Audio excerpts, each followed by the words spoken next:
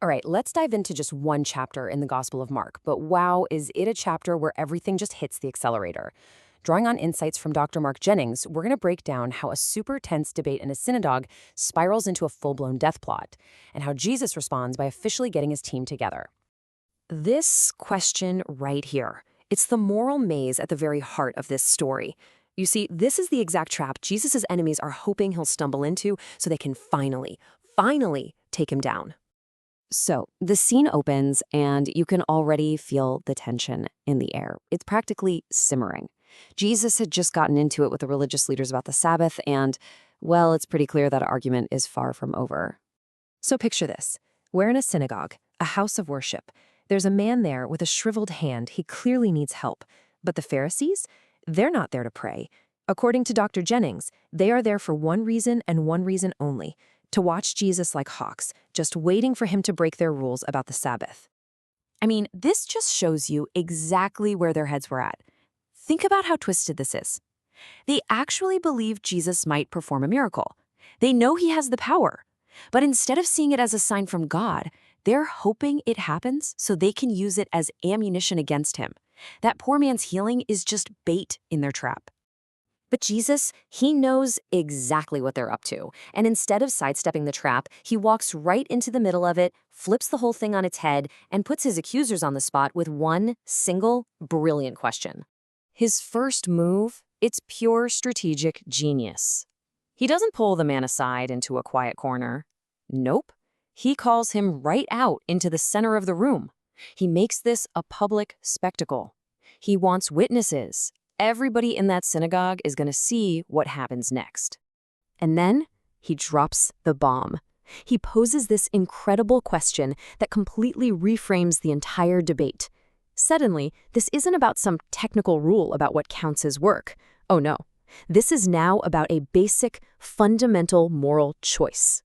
He just draws a line right in the sand. Dr. Jennings calls this a master debater move, and you can see why. There's no gray area here. You're either on the side of doing good and saving life, or you're on the side of doing evil and killing. It's that simple.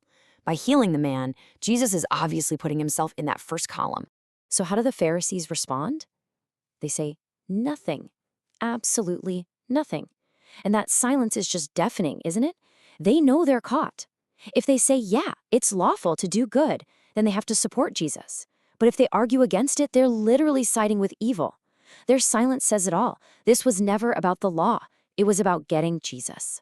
And Jesus' reaction to their silence? It's intense. The text says he looks around at them with anger. Dr. Jennings points out that this is a really rare emotion to see from Jesus in Mark's gospel. He's angry because he sees their hardness of heart. And that's a loaded term. It's straight out of the Old Testament, used for guys like Pharaoh who just stubbornly refused to listen to God. He's essentially putting them in the same category as God's greatest enemies. And right here, the whole conflict hits a boiling point. The war of words is over. After Jesus heals the man, things take a much darker turn. So after all that tension, Jesus just turns to the man and says, "Stretch out your hand." And bam! In front of everybody, it's made whole again. An undeniable miracle. You'd think people would be stunned, amazed, anything. But the Pharisees? They turn on their heels, walk right out, and start plotting.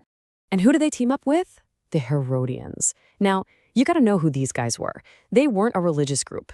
They were a political party, and their whole deal was supporting King Herod's family, which basically meant they were buddies with the Roman government. This alliance is just stunning. Think about it.